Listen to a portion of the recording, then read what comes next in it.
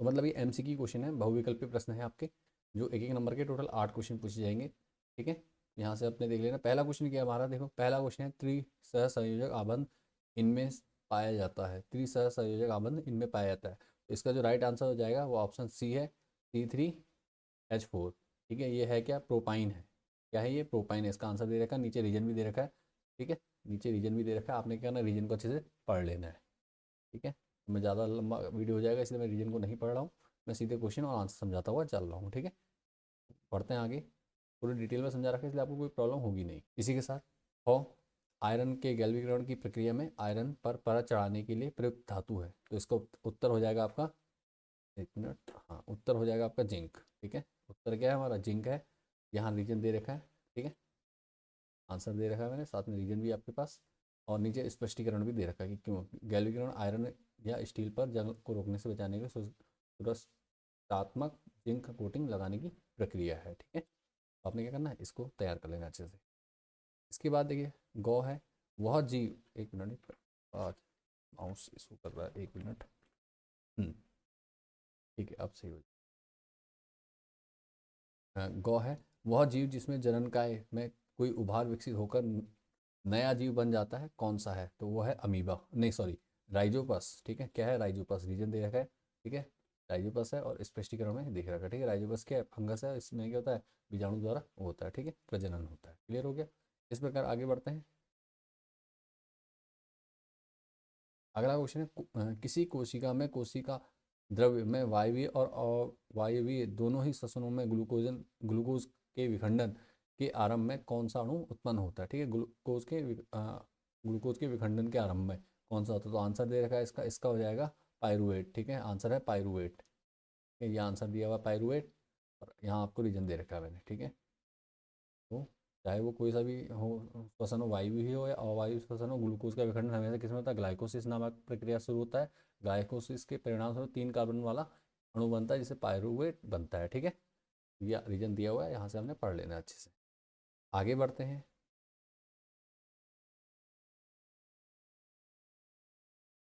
किसी बिंब का अवतल दर्पण द्वारा बना प्रतिबिंब आभासी सीधा व बिंब से बड़ा पाया गया, वस्तु की स्थिति कहाँ होनी चाहिए। ठीक है, तो वस्तु की स्थिति कहाँ होनी चाहिए, दर्पण और ध्रुव के मुख्य फोकस के बीच में। ठीक है, दर्पण मुख्य फोकस तथा वक्रता केंद्र के बीच में होनी चाहिए। एक मिनट, या ऑप्शन है दर्पण के ध्रुव और मुख्य फोकस के बीच में। आंसर क्या हो जाएगा, दर्पण के ध्रुव या ध्रुव तथा मुख्य फोकस के बीच में, ये आपका आंसर है। और इसका जो स्पष्टीकरण है यहाँ लिखा हुआ है, आपने पीडीएफ से देख लेना अच्छे से।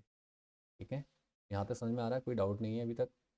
और साथ ही अगर आप यहाँ तक पहुँच गए हैं और वीडियो को देख रहे हैं, पहली बार चैनल पर आए तो चैनल को सब्सक्राइब जरूर कर दीजिए, क्योंकि आपका प्यार बना रहे। और जैसे ही हम वीडियो अपलोड करते हैं तो नेक्स्ट वीडियो आपको सबसे पहले आपके मोबाइल पर स्क्रीन पर आ जाए। ठीक है, ताकि आपको क्या तैयारी करने में आसानी हो जाए, किसी प्रकार का भटकना ना पड़े। ठीक है, तो इसलिए आपने क्या करना है, सबसे पहले चैनल को सब्सक्राइब कर लेना है, और उसके बाद बेल आइकन को दबाकर ऑल पे सेट कर देना है। ये काम जरूर कर लीजिए आप लोग, और इसी से क्या है, आपका प्यार बना रहता है और हमें मोटिवेशन मिलता रहता है वीडियो को, नई वीडियो इस प्रकार की बनाने के लिए। और आप भी जानते हैं कि ऐसी वीडियो बनाने में, एजुकेशन वीडियो बनाने में काफ़ी मेहनत लगती है, तो इसलिए आपने क्या करना है, हमें अपना प्यार और सपोर्ट बनाए रखना है। और साथ ही दोस्तों के साथ ज़्यादा से ज़्यादा वीडियो को शेयर कर दीजिए अगर अभी तक नहीं किया है तो, और वीडियो को लाइक जरूर कर दीजिए अगर अभी तक लाइक नहीं किया है तो। ये 3 काम जरूर कर दीजिए छोटे से, और उसके बाद आपने आगे की तैयारी करते हैं। ठीक है, अगला क्वेश्चन है, मानव नेत्र के जिस भाग पर किसी वस्तु का प्रतिबिंब बनता है वह है। ठीक है, मानव नेत्र के जिस भाग पर वस्तु का प्रतिबिंब बनता है तो वह है दृष्टिपटल। ठीक है, इसको रेटिना भी कहते हैं, अंग्रेजी में रेटिना कहते हैं, हिंदी में दृष्टिपटल कहा जाता है। ठीक है, तो ऑप्शन 4 है, ऑप्शन यहाँ दिए भी रखा है, आपने अच्छे से देख लेना है। ठीक है, इसी के साथ आगे बढ़ता हूँ। निम्नलिखित में से कौन सा पद विद्युत परिपथ में विद्युत शक्ति को निरूपित करता है। ठीक है, करता है पूछा गया है। ठीक है, तो करता कौन सा, देखिए निरूपित करता है, तो V बराबर आई आर हो जाएगा, वी आई हो जाएगा। ठीक है, जो राइट ये हो जाएगा I R, I square R. ठीक है, आई स्क्वायर हमारा राइट हो जाएगा, आई स्क्वायर आर होगा, यहाँ पे स्क्वायर नहीं है, यहाँ पे स्क्वायर है। ठीक है, इसका ध्यान दीजिएगा आप, आई स्क्वायर आर आपका क्या हो जाएगा, राइट हो जाएगा। यहाँ पे नहीं करता तो आई आर हो जाएगा। आगे बढ़ते हैं। निम्नलिखित में से कौन सा आहार श्रृंखला का निर्माण नहीं करता, निर्माण करता है, तो क्या हो जाएगा, आपका घास, बकरी और शेर। ऑप्शन बी हमारा राइट हो जाएगा, रीजन दे रखा है नीचे, आपने पढ़ लेना है। ठीक है, ये ठीक है, ये आंसर है आपका। ठीक है, तो आगे बढ़ता हूँ। अब आगे एक एक नंबर के वन लाइनर क्वेश्चन है आपके, एक एक नंबर में पूछे जाने वाले एक लाइन के क्वेश्चन, एक लाइन में आंसर देना है आपने। ठीक है, वन लाइनर कहा जाएगा इनको, या निश्चित प्रिय प्रश्न कहते हैं आप इनको।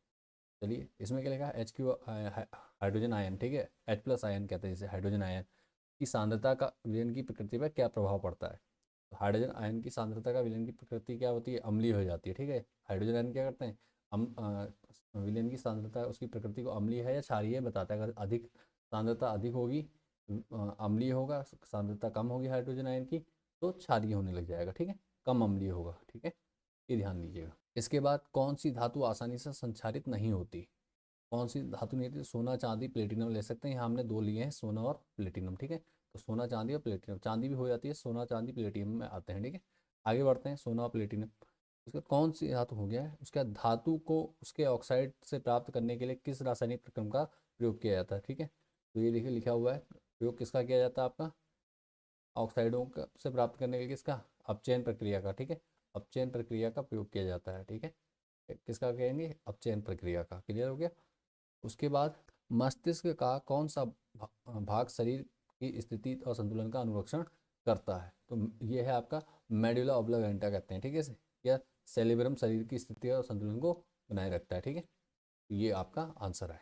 उसका नेत्र की सामान्य क्षमता से क्या अभिप्राय है, ठीक है, नेत्र की सामान्य क्षमता से क्या अभिप्राय है, आंसर नीचे दिया हुआ है। सामान्य क्षमता का मतलब दूर और पास की वस्तुओं को देखने का स्पष्ट देख सके, इसलिए क्या करता है, नेत्र लेंस क्या करता है, मांसपेशियों को बदल देता है, कम ज़्यादा करता है, फोकस दूरी को बदलने की क्षमता क्या कहलाती है, नेत्र की सामान्य क्षमता कहलाती है। आपने बाकी उत्तर शॉर्ट में दे रखा है, यहाँ आपने अच्छे से देख लेना है। क्या आप डिटर्जेंट का उपयोग करके बता सकते हैं, तो यहाँ पे उत्तर नहीं होगा, ठीक है, लेकिन आजकल कुछ डिटर्जेंट ऐसे आ गए जिनसे कम झाग देते हैं, ठीक है।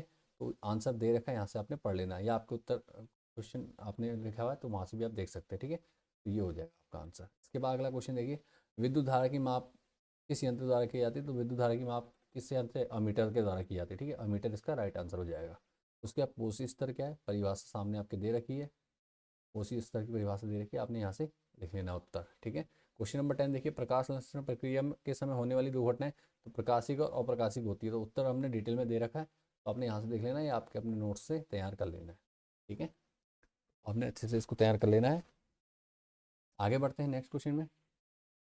क्वेश्चन नंबर 11 है, निम्नलिखित की इलेक्ट्रॉन बिंदु संरचना क्या होगी, ठीक है। इलेक्ट्रॉन बिंदु संरचना बतानी है आपने, तो ये आपने अच्छे से तैयार कर लेना है, ठीक है। यहाँ पे दे रखा है मैंने हाइड्रोजन कार्बन और कार्बन, ठीक है, दो कार्बन परमाणु के साथ क्या कर रखा है, हाइड्रोजन के 3 जोड़ रखे हैं और उसके बाद दूसरे हाइड्रोजन के साथ ये जोड़ रखा है, तो आपने क्या करना है, इसको देख लेना है। और अगर इसकी वीडियो चाहते हैं अलग से, तो मैं इसकी वीडियो अलग से बनाने वाला हूँ, जल्दी अपलोड कर दिया, लिंक डिस्क्रिप्शन में मिल जाएगा वैसे, ठीक है, अपलोड कर दी है, तो लिंक मिल जाएगा, तो आपने क्या करना वहाँ से भी इसकी वीडियो देख लेनी है, इसकी मैं सिखा दूंगा आपको, समझा दूंगा अच्छे से, तो आप क्या कर सकते हैं, देख सकते हैं, ठीक है। आगे बढ़ता हूँ नेक्स्ट क्वेश्चन की, क्वेश्चन नंबर 12, दो धातुओं के नाम बताइए जो तनु अम्लों से हाइड्रोजन विस्थापित कर पाएंगे, तथा दो धातुएं जो ऐसा नहीं कर सकते। तो दो धातुएं कौन सी जो कर देंगी, वो होंगी मैग्नीशियम और जिंक। जो नहीं कर सकती ऐसी कौन सी, तांबा और सोना, ठीक है। ये क्या है आपके दो धातुओं के नाम हो गए, ठीक है, हो गया। आगे बढ़ते हैं नेक्स्ट क्वेश्चन में, क्वेश्चन नंबर 13, सजातीय समजातीय श्रेणी क्या है, उदाहरण देकर समझाइए। तो समजातीय श्रेणी यहाँ लिखा हुआ है, आपने आंसर देख लेना है, ठीक है। समजातीय श्रेणी क्या होती है, कार्बनिक यौगों का ऐसा समूह है जिसका संरचनात्मक सूत्र क्या होता है, दो उसका अणुओं का अंतर होता है, ठीक है, परमाणुओं का अंतर होता है कितना, CH2 परमाणु का अंतर होता है, ठीक है। जैसे समझा, ऐसे कार्बनिक यौगिक का समूह जिसमें एक सामान्य संरचनात्मक इकाई होती है, ठीक है, एक ही जैसे होते हैं, और प्रत्येक क्रमिक सदस्य के अणुओं के भी एक निश्चित समूह का अंतर होता है, ठीक है। जैसे एल्केन है, एल्केन में कितना CH2 का अंतर होता है, ठीक है। तो आपने चेक कर लेना, पढ़ लेना पूरा डिटेल में, ज़्यादा लंबा नहीं खींचना चाहता हूँ वीडियो को, इसलिए मैं आंसर को थोड़ा फास्ट बोल रहा हूँ। उसके बाद है क्वेश्चन नंबर 14, एक तंत्रिका कोशिका की संरचना का स्वच्छ नामांकित चित्र बनाइए। तो भैया स्वच्छ नामांकित चित्र आपने क्या करना है, इसकी एक अलग से वीडियो मैंने बना रखी है, वीडियो का लिंक डिस्क्रिप्शन में मिल जाएगा, आपको प्लेलिस्ट में जाकर आप देख सकते हैं, या आप सीधे गूगल पर जाएंगे, मैं दिखा देता हूँ कैसे करना है। आपने यहाँ पे साइड में जाना है, आपने 1 मिनट चैनल पर चले जाते हैं, गूगल पर सर्च कर लेना है आपने, मैं गूगल पर सर्च करा देता हूँ, देखो आपने सिंपल यूट्यूब पे आएंगे, आप यूट्यूब पे जाके आपने यहाँ पे लिखना है तंत्रिका कोशिका, ठीक है, और आगे चैनल का नाम डाल देना प्रवीण जोशी क्लासेस। आपने इतना कर लेना, जैसे आप ये करते हैं आपके सामने पूरी वीडियो आ जाएगी, और आपने क्या करना है, वीडियो को प्लेलिस्ट कर लेना है, ठीक है। इतना काम आपने करना, इससे से आपका कंप्लीट हो जाएगा। आपको पूरी डिटेल में समझा रखा है मैंने इसको, आपने क्या करना, अच्छे से कर लेना है, ठीक है। बहुत इजी चित्र में हमने यहाँ पे ऐड कर रखा है, तो आपने क्या करना है, बहुत आसानी से इसको बना के तैयार कर लेना है, ठीक है। वीडियो प्ले हो जाएगी, ये आपकी वीडियो प्ले हो जाएगी। इसमें हमने डिटेल भी लिखा है पूरा, तंत्रिका कोशिका के बारे में डिटेल में बता रखा है। ठीक है, चलिए इसको हटा देते हैं और बढ़ते हैं आगे पेपर की ओर। ठीक है,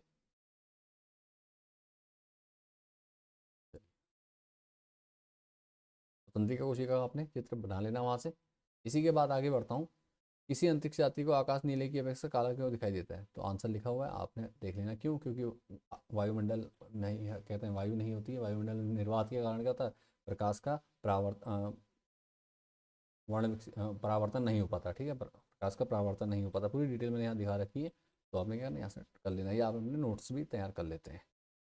उसका क्वेश्चन नंबर 16 देख लीजिए। वायु में जलाने पर मैग्नीशियम एनमोन को साफ क्यों किया जाता है? रीजन दे रखा है, आपने यहाँ से पढ़ लेना है। उसके बाद किसी पदार्थ एक्स के विलेन का उपयोग सफेदी करने के लिए होता है। ठीक है, तो सफेदी करने के लिए होता है, उसका आंसर भी यहाँ दे रखा है। किसका होता है? बिना बुझे हुए चुनेगा कैल्शियम ऑक्साइड कहा जाता है। पानी में मिलाया जाता है तो क्या बनता है? कैल्शियम हाइड्रोक्साइड बनता है। ठीक है, तो ये आपका आंसर है। समीकरण भी दे रखी है, आपने यहाँ से तैयार कर ली। बढ़ते हैं नेक्स्ट क्वेश्चन में। इसके बाद कुछ समीकरण दे रखी है, संतुलित करना आपको उम्मीद करता हूँ आता होगा। नहीं आता तो आपने क्या करना है, वही करना है, सिंपल गूगल यूट्यूब में जाना है, होम पेज पे आपने क्या करना है, केमिकल रिएक्शन डालना और आगे चैनल का नाम लिख देना है। ठीक है, जैसा आप करते हैं ऐसा करेंगे तो आपके सामने पहली वीडियो आ जाएगी हमारी, और आपने क्या करना, अच्छे से देख लेंगे। बहुत डिटेल में मैंने समझा रखा चीज़ों को। उसी के साथ आगे बढ़ता हूँ। क्वेश्चन नंबर 17 है, सोडियम को मिट्टी के तेल में डुबोकर क्यों रखा जाता है? ठीक है, तो आंसर दे रखा है कि सोडियम क्या है, अत्यधिक क्रियाशील धातु है, जो वो क्या करती है, वायु के संपर्क में आती है, क्या होती है, विस्फोट के साथ जलने लगती है। ठीक है, तो इसलिए दुर्घटना से बचने के लिए क्या करते हैं, इसको मिट्टी के तेल में डुबोकर रखा जाता है। बाकी रीजन मैंने तो दे रखा है, आप समझ जाएंगे यहाँ से भी, और ये कर लेंगे। ठीक है, इसके अलावा इस वीडियो के अलावा मैंने साइंस की और भी कई इंपॉर्टेंट क्वेश्चन की वीडियो बना रखी है। अगर आप ने नहीं देखी अभी तक तो क्या करें, आप उस वीडियो को जरूर देख लीजिए, ताकि क्या बोर्ड में आपके अच्छे नंबर अभी से तैयार हो जाए, आपको बाद में किसी प्रकार की टेंशन ना रहे। और साथ ही एक काम जरूर कीजिए, वीडियो को ज़्यादा से ज़्यादा शेयर कर दीजिए। ठीक है, अपने दोस्तों के साथ, ताकि उनको भी इसका लाभ मिले। ठीक है, तो ये जरूर कर दीजिए। और आगे बढ़ता हूँ इसी के साथ। क्वेश्चन नंबर 17 हो चुका है। दोनों भर्जन और निस्तापन में अंतर पूछा गया है। 17 का सेकंड क्वेश्चन देखिए, भर्जन और निस्तापन में अंतर। तो भर्जन और निस्तापन मैंने यहाँ दे रखा है। ठीक, यहाँ पे परिभाषा अंतर दे रखे हैं, तो आपने यहाँ से लिख लेना है। एक एक दो दो नंबर का ना, आपने दो दो लाइन ही लिखनी है, ज़्यादा लिखने की जरूरत आपको है नहीं। ठीक है, तो भर्जन क्या होता है? भर्जन होता है आपका ऑक्सीजन की उपस्थिति में। ठीक है, वायु की, मतलब ऑक्सीजन की उपस्थिति या वायु की उपस्थिति में होता है भर्जन। ठीक है, और किसका, इनसे क्या, सल्फाइड एस्कों को शुद्ध किया जाता है। ठीक है, शोधन किया जाता है सल्फाइड एस्कों से। ठीक है, उसके बाद निस्तापन, क्या, निस्तापन वायु की अनुपस्थिति अर्थात ऑक्सीजन की अनुपस्थिति में किया जाता है। और इनसे कैल्शियम कार्बोनेट जैसे जो कैल्शियम ऑक्साइड वाले होते हैं, कार्बोनेट एस्कों को शुद्ध किया जाता है। ठीक है, निस्तापन से। बाकी आप डिटेल में आराम से पढ़ लीजिए, आपको उत्तर मिल जाएंगे यहाँ पे। इसके बाद बढ़ता हूँ आगे। पुष्प की अनुदैर्ध्य काट का स्वच्छनामक चित्र, तो इसका भी आपने क्या करना है, चैनल पे सर्च कर लेना, मिल जाएगा। आप यहाँ से कर सकते हैं, आपकी बुक में ऑलरेडी दे रखे हैं इसके डायग्राम, तो आपने वहाँ से बना लेने हैं। ठीक है, उसके बाद आपका है मानव श्वसन तंत्र का स्वच्छ चित्र बनाइए और उसमें निम्नलिखित भागों को दर्शाइए। ठीक है, दोनों क्वेश्चन चित्र वाले हैं, तो आपने क्या करना है, चित्र अपनी किताब कॉपी से देख लेने हैं। ठीक है, सॉरी डिस्टर्बेंस के लिए। इसके बाद बढ़ता हूँ क्वेश्चन नंबर 19, पादप हार्मोन्स क्या है? तो पादप हार्मोन्स क्या है, यहाँ लिखा है रासायनिक पदार्थ होते हैं। हार्मोन्स क्या होते हैं? रासायनिक पदार्थ होते हैं जो पौधे की वृद्धि और विकास को नियंत्रित करते हैं। ठीक है, ये पौधे के विभिन्न भागों में जाकर क्या करते हैं, पौधों अन्य भागों में जाकर प्रभाव डालते हैं। ठीक है, नीचे उदाहरण दे रहे हैं, oxygen, gibberellin, cytokinin, abscisic acid और एथिलीन, ये सब क्या है, पादप हार्मोन्स हैं। तो आपने क्या करना है, इसको अच्छे से देख लेना, तैयार कर लेना। ठीक है, इसके बाद बढ़ता हूँ नेक्स्ट क्वेश्चन में। अनैच्छिक क्रिया और नैच्छिक क्रिया में अंतर, यहाँ ठीक है कैसे भिन्न है, ये रीजन दे रखा है मैंने, आपने तो क्या करना है, यहाँ से पढ़ लेना पूरा। ठीक है, ऐच्छिक क्रियाएं क्या होती हैं, अनैच्छिक क्रियाएं क्या होती हैं, ये आपने बताना है। इसके बाद क्वेश्चन नंबर 20, विद्युत धारा द्वारा प्रदत्त ऊर्जा की दर का निर्धारण कैसे किया जाता है? तो विद्युत धारा की ऊर्जा दर, विद्युत धारा द्वारा प्रदत्त ऊर्जा की दर को क्या कहते हैं, विद्युत शक्ति कहते हैं। विद्युत शक्ति को निकालने के लिए फॉर्मूला है P बराबर VI, वोल्टेज और धारा का गुणनफल क्या होता है, विद्युत शक्ति होती है। ठीक है, तो आपने यहाँ से कर लेना आराम से। उसके बाद लिखा कोई विद्युत बल 220 वाट के जनरेटर से संयोजित है, यदि बल से 0.50 एम्पियर विद्युत धारा प्रवाहित होती है तो विद्युत बल की शक्ति क्या होगी? तो सेम P बराबर VI फॉर्मूला लगाना, आपको V दे रखा है और I दिया हुआ है। ठीक है, V और I की मल्टीप्लाई करेंगे तो आंसर आ जाएगा हमारा 110 वाट। ठीक है, पी बराबर शक्ति बराबर क्या, वोल्टेज गुणा धारा कर देना आपने। तो यहाँ पूरा दे रखा है ना, आपने कर लेना आराम से, ठीक है। इसके अलावा फिजिक्स के जितने भी इंपॉर्टेंट क्वेश्चन हैं उनकी वीडियो ऑलरेडी चैनल पर अपलोड कर रखी है मैंने। तो आपने क्या करना है, प्ले लिस्ट में जाकर आराम से देख लेना, लिंक डिस्क्रिप्शन में मिल जाएगा प्ले लिस्ट का, ठीक है। तो आपने क्या करना, अच्छी तैयारी कर लेनी है। इसके बाद बढ़ता हूँ क्वेश्चन नंबर 21 में। 21 क्या आपका दिए गए परिपथ में इसकी गणना करनी। तो इसका ऑलरेडी मैंने न्यूमेरिकल करा रखा है डिटेल में। तो आपने क्या करना है, वीडियो में देख लेना है, लिंक डिस्क्रिप्शन में मिल जाएगा आपको इसका भी। तो आपने क्या करना, अच्छे से तैयार कर लेना है इसको, ठीक है। तो उम्मीद करता हूँ यहाँ तक आपको सब कुछ समझ में आ चुका है। आगे बढ़ते हैं क्वेश्चन नंबर 22 में। तो कहा गया है, एक विद्यार्थी जो किसी अंतिम पंक्ति में बैठा है, जो श्यामपट्ट पढ़ने में उसे श्यामपट्ट पढ़ने में कठिनाई होती है, यह किस प्रकार का दोष है। इसके उत्पन्न होने के दो कारण लिखिए, रेखीय आरेख द्वारा समझाइए, इसका निराकरण कैसे किया जा सकता है, ठीक है। इसका आंसर दे रखा है, ठीक है। क्वेश्चन दिया है, इस स्थिति में विद्यार्थी कौन सा होगा, दूरदृष्टि दोष होगा, ठीक है। और कारण क्या है, नेत्रगोलक के छोटा होना या लेंस की कम अभिसारी क्षमता, ठीक है। लेंस की क्या अभिसारी क्षमता कम हो जाना, ठीक है, फोकस दूरी बदल जाएगी। निराकरण क्या है, उपयोग किसका करेंगे, दूरदृष्टि दोष के लिए उत्तल लेंस का प्रयोग किया जाता है, अपने यहाँ पे देख लेना है, ठीक है। तो ये आपका क्वेश्चन नंबर 22 कंप्लीट हो गया। क्वेश्चन नंबर 23 है, पारितंत्र से आप क्या समझते हैं, पारितंत्र में अपमार्जकों की क्या भूमिका है। पारितंत्र से आप क्या समझते हैं, आंसर यहाँ लिखा हुआ है, आपने देख लेना है। साथ में अपमार्जकों की क्या भूमिका है, ये आंसर दिया हुआ है आपको, ठीक है। क्लियर हो चुका है यहाँ से। वीडियो को पॉज करके आप आराम से पूरी वीडियो को देख सकते हैं, ठीक है। कोई जल्दीबाजी नहीं है, आराम से करिए। अभी आपने अगर मेहनत कर ली 1 महीना, तो आपका क्या है, बोर्ड एग्जाम में आपको कोई प्रॉब्लम होगी नहीं, ठीक है। तो आगे बढ़ता हूँ इसी के साथ, रेडॉक्स अभिक्रिया क्या है। नहीं, उसके बाद है आपका ओजोन क्या है। तो ओजोन क्या है, ओजोन बताते हैं आपको, ये है ओजोन क्या है, सूर्य से आने वाली पराबैंगनी किरणों होती है, वायुमंडल की सबसे ऊपरी परत क्या है, ओजोन है, ठीक है, आपको पता है। और ओजोन में क्या है, O3। उसके बाद आपका है दो अजैव निम्नीकरणीय पदार्थ। तो अजैव निम्नीकरणीय पदार्थ जो क्या होते हैं, रिसाइकिल नहीं हो सकते हैं ऑटोमेटिकली, ठीक है। तो वो क्या है, प्लास्टिक और कांच। इसके बाद आगे बढ़ते हैं, रेडॉक्स अभिक्रिया क्या है, ठीक है, या उससे पहले कौन सी है, हाँ, रेडॉक्स अभिक्रिया क्या है आप जानते हैं, इसमें लिखा नहीं है लेकिन आपने कर लेना था यहाँ। रेडॉक्स अभिक्रिया मैं बता देता हूँ आपको। रेडॉक्स अभिक्रिया क्या है, वह रासायनिक अभिक्रिया जिसमें उपचयन और अपचयन क्या होते हैं, दोनों एक साथ होती हैं, ऐसी अभिक्रिया को कहते हैं रेडॉक्स अभिक्रिया कहते हैं। ऑलरेडी आपने पढ़ रखा है। इसके अलावा मैंने ऑलरेडी वीडियो बना रखी कई सारी, तो आपने क्या करना, वहाँ से तैयार कर लेना है, ठीक है। चलिए बढ़ता हूँ आगे। इसी के साथ अगला क्वेश्चन है, उदासीनीकरण अभिक्रिया क्या है। उदासीनीकरण अभिक्रिया क्या है, जब अम्ल और क्षार के बीच आपस में अभिक्रिया करके लवण और जल प्राप्त किया जाता है, तो इस प्रकार की अभिक्रिया कहलाती है, उदासीनीकरण अभिक्रिया कहलाती है। तो नीचे 2 समीकरण के उदाहरण भी दे रखे हैं, आपने यहाँ से इसको तैयार कर लेना है। चलिए बढ़ते हैं आगे इसी के साथ। अगला है क्वेश्चन, प्लास्टर ऑफ पेरिस की जल के साथ अभिक्रिया, ठीक है। Plaster of Paris, plaster of Paris क्या होता है, प्लास्टर ऑफ पेरिस की जल के साथ अभिक्रिया करनी है, तो समीकरण ये दे रखा है, ठीक है। CaSO4 calcium sulphate hemihydrate plus 1.5H2O का, तो बनेगा कैल्शियम सल्फेट डाईहाइड्रेट, ठीक है। कैल्शियम सल्फेट डाईहाइड्रेट बनेगा। ये है आपका प्लास्टर ऑफ पेरिस, ठीक है। और ये जो ये बना है आपका, ये है आपका जिप्सम। CaSO4 इंटू 2H2O क्या है, जिप्सम है आपका। क्लियर है, कोई डाउट परेशानी कमेंट करिए आप। अगला क्वेश्चन है आपका, अम्ल का जलीय विलयन विद्युत का चालन क्यों करते हैं, ठीक है। अम्ल का जलीय विलयन विद्युत का चालन क्यों करते हैं, ये आपको बताना है, ठीक है। तो अम्ल का जलीय विलयन क्या करता है, हाइड्रोजन आयन बनाता है, इसलिए क्या होता है, ये विद्युत का चालन पर कर पाते हैं, क्योंकि विद्युत के चालन के लिए हाइड्रोजन आयन की उपस्थिति अनिवार्य है, ठीक है। बाकी डिटेल दे रखी है, आपने आराम से पढ़ लेना है, ठीक है। अगला क्वेश्चन है, ब्लीचिंग पाउडर का रासायनिक सूत्र और नाम बताना है। तो ब्लीचिंग पाउडर होता है कैल्शियम ऑक्सीक्लोराइड या कैल्शियम हाइपोक्लोराइड है, हाइपोक्लोरेट, और इसका नाम है कैल्शियम ऑक्सीक्लोराइड लिखा भी है, ठीक है। दो नामों से जाना जाता है, कैल्शियम ऑक्सीक्लोराइड या कैल्शियम हाइपोक्लोराइड, ठीक है। और इसका सूत्र होता है CaOCl2, ठीक है, ब्लीचिंग पाउडर।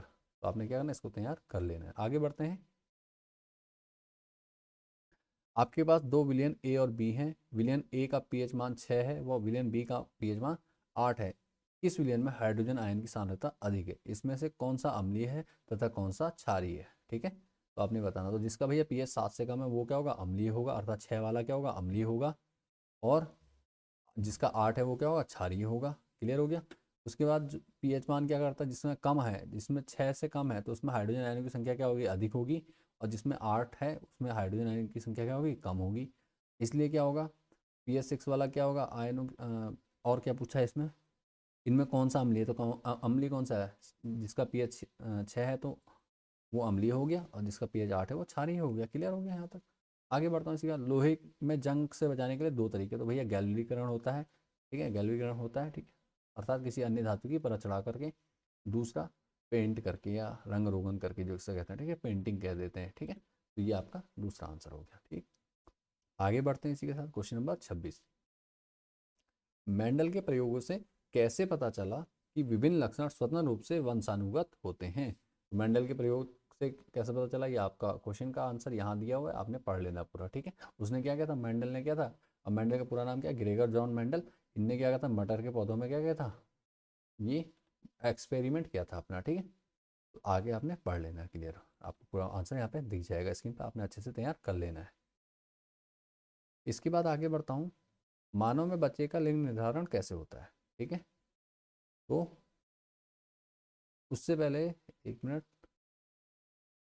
हाँ ठीक है, कोई बात नहीं, आगे पीछे रखें क्वेश्चन, नहीं उससे पहले निषेचन है। निषेचन क्या है, बाह्य निषेचन वो आंतरिक निषेचन में अंतर बताइए। तो निषेचन क्या है, पूरा क्वेश्चन का आंसर दिया है, ठीक है। निषेचन क्या है, नर युग्मक और मादा युग्मक का संलयन होता है और इससे युग्मनज बनता है, इसे क्या कहते हैं, निषेचन कहते हैं, ठीक है। बाह्य निषेचन और आंतरिक निषेचन में अंतर, तो ये आपका आंसर दे रखा, आपने पढ़ लेना है, ठीक है।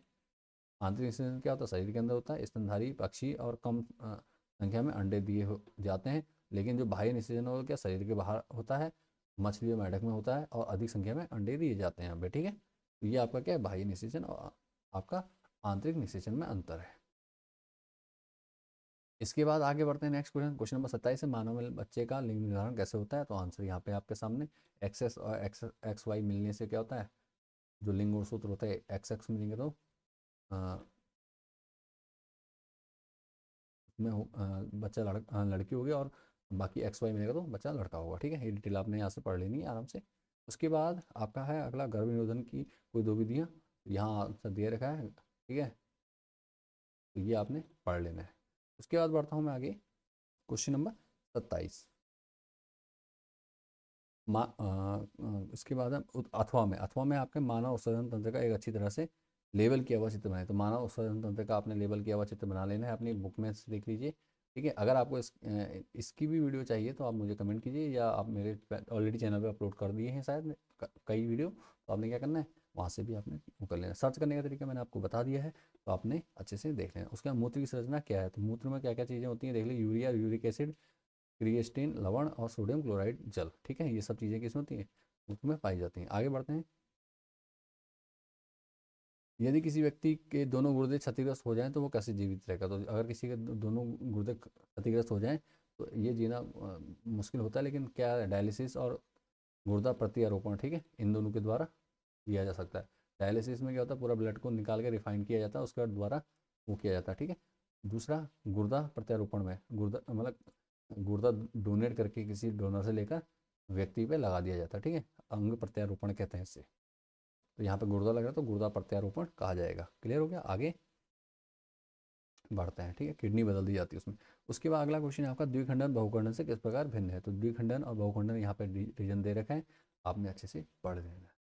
बाकी द्विखंडन बहुखंडन में मैंने ऑलरेडी डिटेल वीडियो बना रखी है, जिसमें अंतर को मैंने बहुत अच्छे से समझा रखा है। आपने क्या करना है, द्विखंडन बहुखंडन डालकर आगे चैनल का नाम लेके यूट्यूब पर सर्च करना है, और आपको वीडियो मिल जाएगी, या आप वीडियो के डिस्क्रिप्शन में लिंक मिल जाएगा, वहाँ से भी आप देख सकते हैं, ठीक है।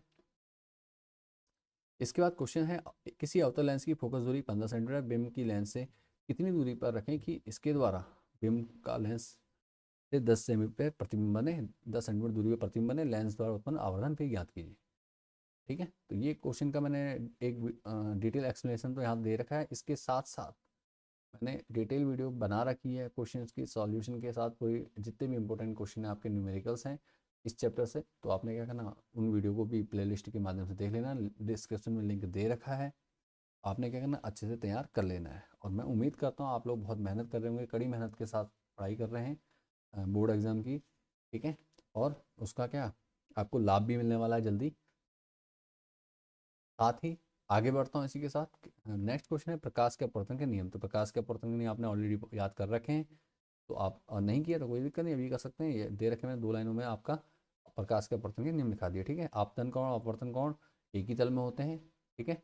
और आपतन कोण की ज्या और अपवर्तन कोण की ज्या का अनुपात क्या होता है, एक नियतांक होता है। इसी को क्या कहते हैं, अपवर्तन का दूसरे नियम को क्या कहते हैं, स्नेल का नियम भी कहा जाता है। ठीक है, ध्यान रखना। आगे, उस उत्तल लेंस की फोकस दूरी ज्ञात की है जिसकी वक्रता त्रिज्या 32 है। ठीक है, तो वक्रता त्रिज्या की क्या फोकस दूरी वक्रता त्रिज्या की आधी होती है। R/2 इक्वल टू F हो जाएगा, तो यहाँ से निकाल देंगे आप, तो 16 सेंटीमीटर आ जाएगा आंसर। ठीक है, ये सारे क्वेश्चन मैंने आपको ऑलरेडी करा रखे हैं वीडियो के माध्यम से। अगर आपने नहीं देखी वीडियो तो वीडियो को जरूर देख लीजिए। ठीक है, ताकि क्या हो, बोर्ड में किसी प्रकार की परेशानी ना हो क्वेश्चंस को करने समझने में। उसके बाद अगला क्वेश्चन है, हीरे का अपमाण 2.42 है, इस कथन का क्या तात्पर्य है। इसका मतलब है कि वायु में प्रकाश की चाल और हीरे में प्रकाश की चाल का जो अनुपात होगा वो कितना होगा, इतना होगा। ठीक है, इतनी चेंज हो जाएगी। ठीक है, तो ये आंसर हो गया। अगला क्वेश्चन है, ये न्यूमेरिकल है, इसकी भी मैं आपको वीडियो ऑलरेडी अपलोड कर चुका हूँ, तो इसको आपने चेक कर लेना है। ये आपका विद्युत चैप्टर से है, तो ये आपको वहाँ से मिल जाएगा। ठीक है, यहाँ पे मैंने इसका एक्सप्लेनेशन नहीं दिया हुआ है, कोई बात नहीं। यहाँ पे आप मुझे क्या कर सकते हैं, चैनल पे सर्च कर लीजिए और आपसे मिल जाएगा। ठीक है, तो चुंबकीय क्षेत्र रेखाओं के गुणों की सूची बताइए। चुंबकीय क्षेत्र रेखाओं की सूची, गुणों की सूची यहाँ पे मैंने ऑलरेडी अपलोड कर दिया है, आपने पढ़ लेना अच्छे से एक एक पॉइंट को, और अपनी तैयारी कर लेनी है। इसी के साथ ये पूरा कंप्लीट हो चुका है क्वेश्चन पेपर। तो उम्मीद करता हूँ ये पेपर पूरा समझ में आ चुका होगा। ठीक है,